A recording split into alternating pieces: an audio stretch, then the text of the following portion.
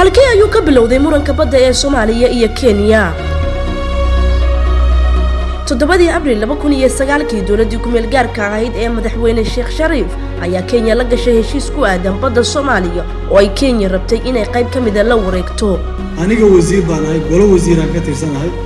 Prime Minister kiin hor fadhiyo Umar Abdirashiid Cali Sharmaarke amarkiisa ku saxiixay aniga heshiiska 1 Agosto 2009 baarlamaanka Soomaaliya ayaa aqlabiyad baarlamaan ugu codeeyay in la laalo heshiiskii ay dowladda Shariif la gashay Kenya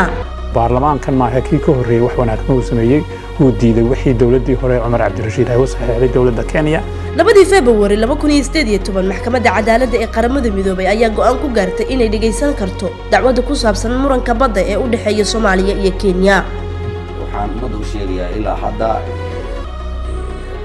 sortaagii dowladda Kenya ay keentay ee ahaa inaanay dacwadan maxkamadda dhageysan karin in ay laga gudbay oo dacwada go'aamisay maxkamaddu in dacwadan ay awood u leedahay oo ay dhageysanayso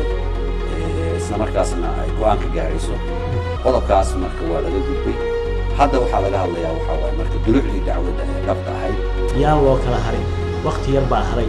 aynu muujino xooggeena isku duubnideena midnimadeena guul insha Allah aanu istaagno difaaca baddeena